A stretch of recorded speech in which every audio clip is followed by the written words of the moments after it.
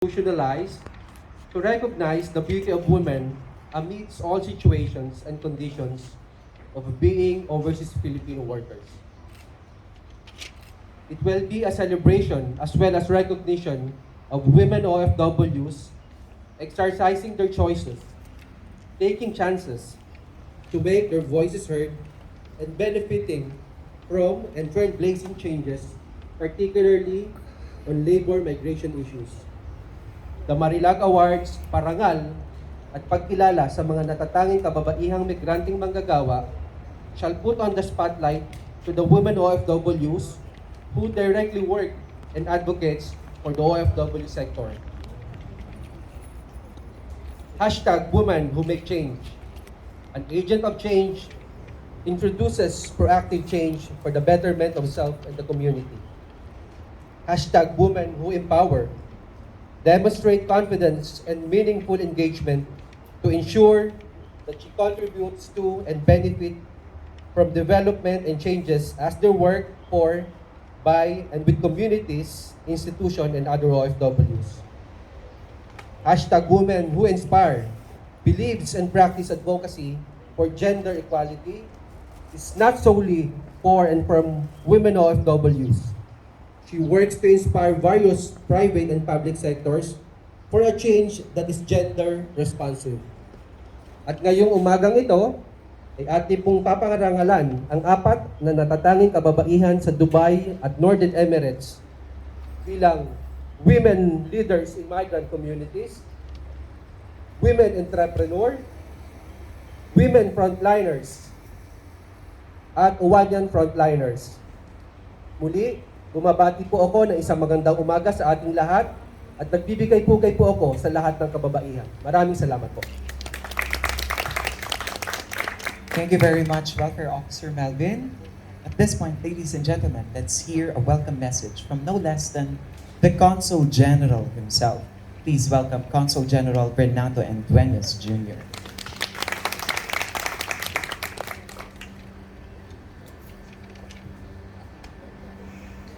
Magandang umaga sa ating lahat.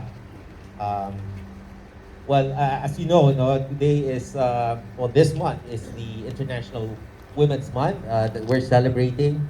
So it's, March, the entire month, we're celebrating for women, no?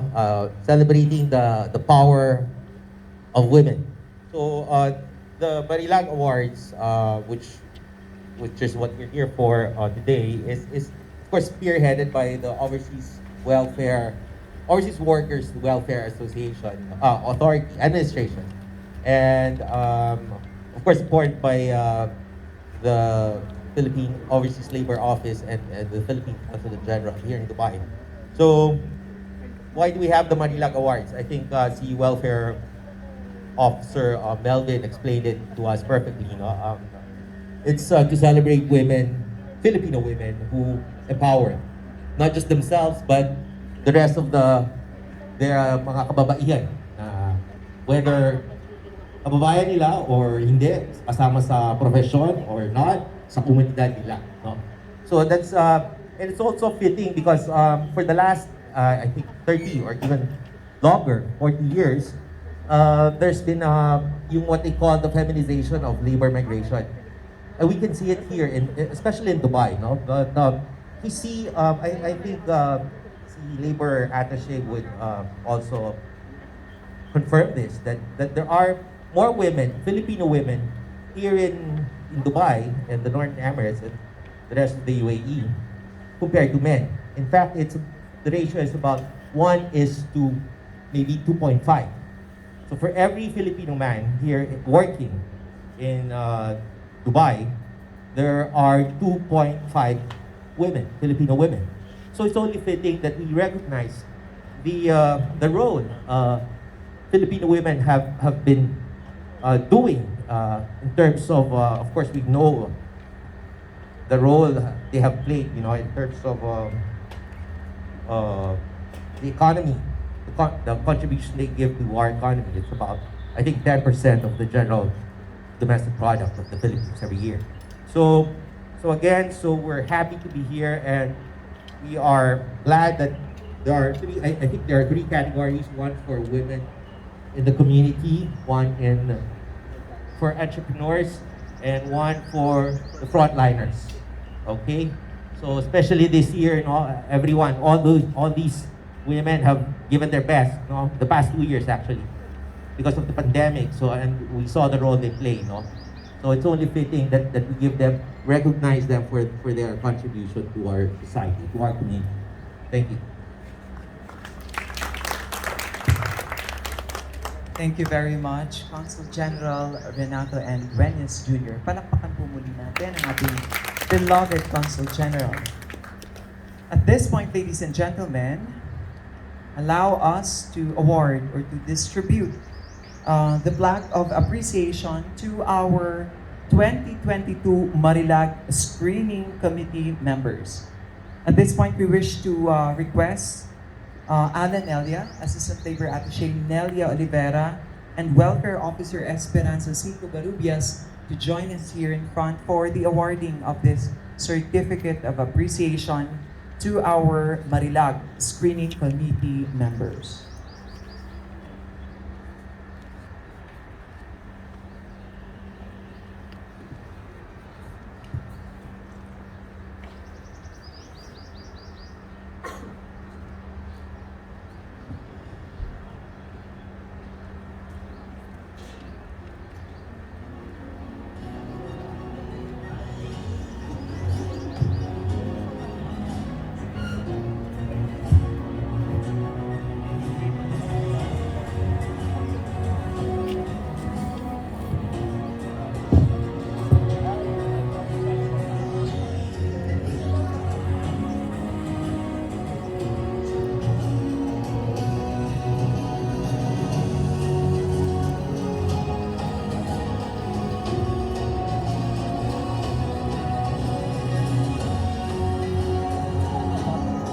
We also would like to request Consul General Renato Dueñas and Vice Consul Paula with Labor Attache Jhon Rio and Welfare Officer Melvin to join us here in front for the awarding of the certificate.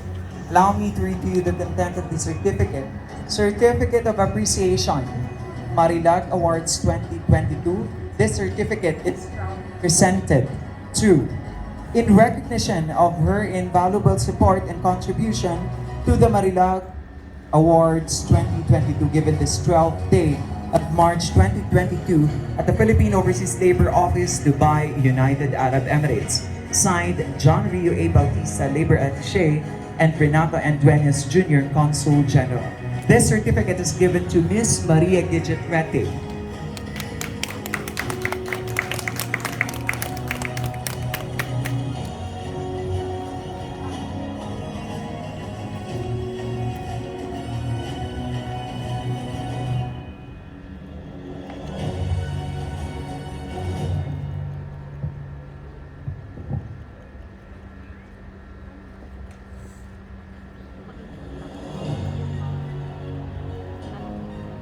The same certificate is given to Mr. Philip Vasquez.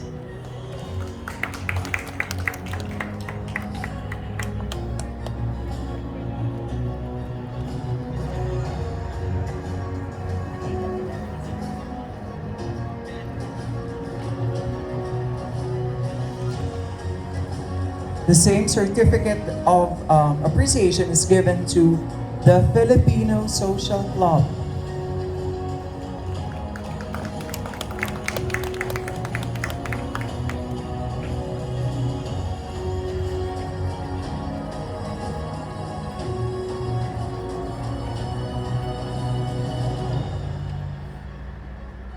The same certificate is given to the Filipino Nurses Association in Emirates, FNAE.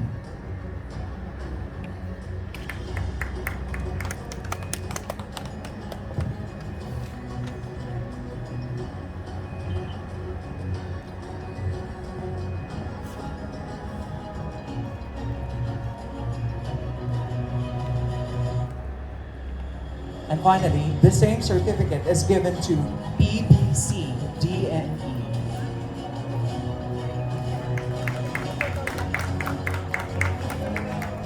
the Philippine Business Council.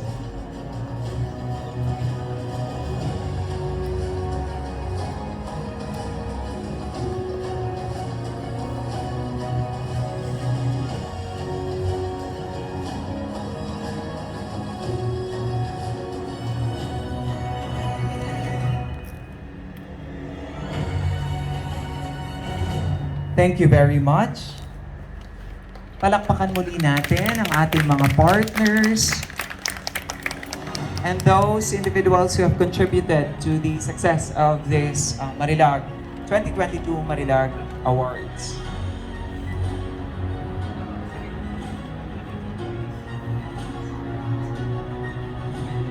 Yes, we request our... Please take a seat po muna, sir and ma'am.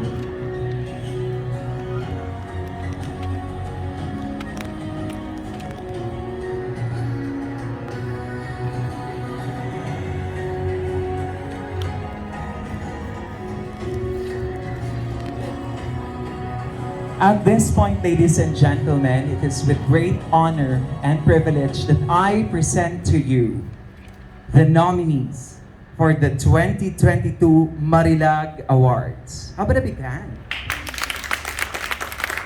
For Women Frontliners category, Ms. Florence Palomar. Ms. Florence is a member of the Philippine Healthcare Professional Association, Philippine Nurses Association, Dubai and Northern Emirates, and United Filipino Club, Umangkwe, serving the Filipino community for 3 years and counting. Multi-awarded in profession practice, recognitions from patients and colleagues in Dubai and Northern Emirates. Work promotions, humble beginning as housekeeping, housemaid, to becoming currently as certified caregiver and healthcare worker in private company in Sharjah. Role model and selfless service not only for patients, colleagues, and for the whole community. Shares her skills as a medical volunteer for everyone in need. She does medical volunteer services and did all that she can to help everyone regardless of race, gender, status, especially during the pandemic. She inspired others by her continuous growth in her profession and divert enrichment and empowerment of other people through continuous support and education. Our first nominee for Women Frontliner category, Ms. Florence Palomar. We also would like to invite again Congen Renato Dueñas for the awarding of the certificate.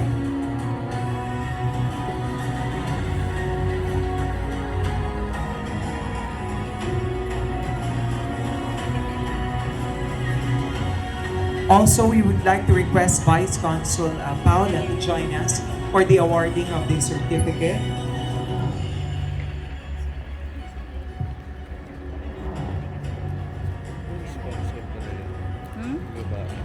Sino sponsor? Assistant siya ni Consul Renato Dibai, si Paluma. Our second nominee. We also would like to request Alanelia to please join us for the awarding of the certificate. Moving on to our second nominee, Ms. Amy Miranda. Ms. Amy is a member of the Philippine Healthcare Professional Association, Philippine Nurses Association in Dubai and Northern Emirates, United Filipino Club in Umangkwe, and Filipino Nurses Association in Emirates, serving the Filipino community in Dubai and Northern Emirates, private and government sectors for 24 years and counting. She is a multi-awarded nurse leader in UAE, locally and internationally recognized both in her work and in her community. She is an active community leader, one of the first nurses who took the initiative to serve in the consulate since 2002, helping and teaching the distressed OFWs and making difference through teaching caregiving courses, life support, health education, and provides free medical assistance and other support to people in need. From land and sea, she extended her help in whatever way she can, listening and coordinating cancer patients, free treatment, and even seafarers who were stalking with problems and issues for many months in UAE port. This saving lives and help them to start a new life again. Ladies and gentlemen, our second nominee, Ms. Annie Miranda.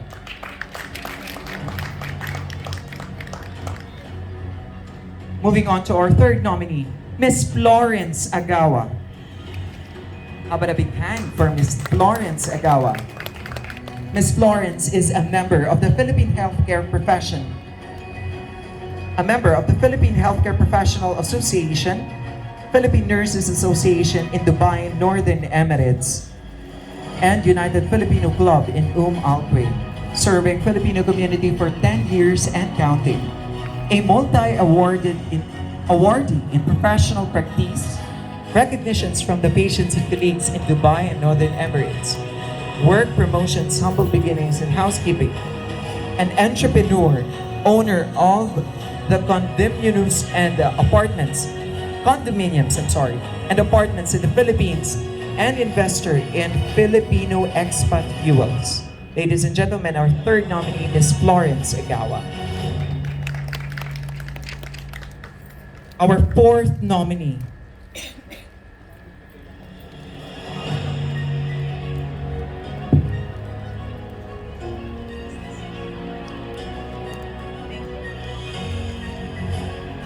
Ms. Juanita de Guzman. Ms. Juanita de Guzman is a member of the Philippine Healthcare Professional Association and the Philippine Nurses Association, serving the community for 10 years and counting.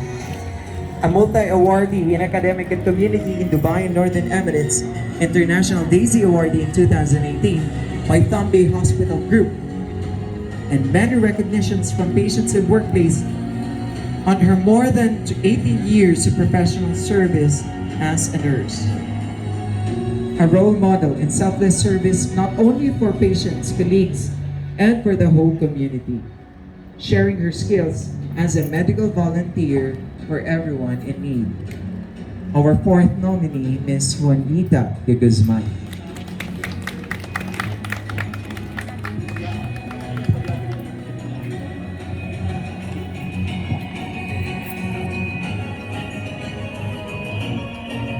Moving on to our next category, may I present to you our nominees for Women Entrepreneurs category.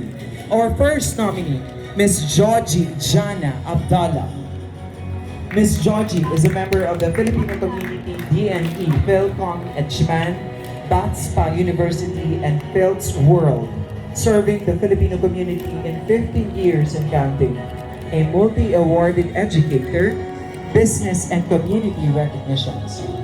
An educator, public servant, entrepreneur, and mentor, a visionary and transformational leader who make a difference to other people's lives through education, training, professional growth, business ventures, and preceptorship. Constantly involved herself and other people in her ventures and quest for skills development, a role model and inspirational women of strength with great vision and good heart. Ladies and gentlemen, Ms. Jhon Abdallah.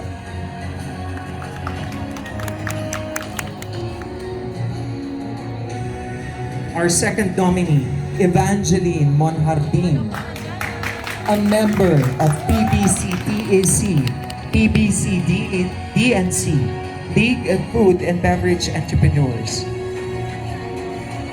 serving the Filipino community for over 1 year and counting. A receiver of Certificate of Achievement in 2018, the Emirates Academy, Certificate of Appreciation in 2012, final nominee in the Entrepreneur of the Year category 2015, the Filipino Times. Currently working hand in hand with the other Filipino-owned businesses aligned with food and beverage profession here in the UAE and extending her skills and resources that encourage them to be more assiduous Ladies and gentlemen, Miss Evangeline Monhartin.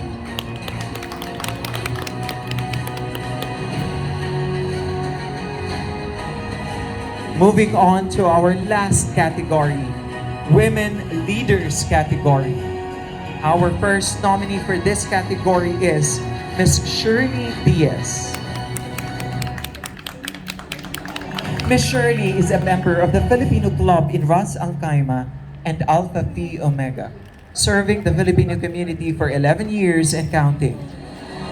Top 10 finalist for Dakilang Manggagawang Filipino sa UAE 2021 Global Pinoy Achiever Award. President of Alpha Phi Omega from 2019 to 2021. Welfare Chairwoman of Filipino Club in Ras Al Khaimah. Volunteer of Filipino Club during pandemic. Volunteer of Filipino Club and APO during community service event.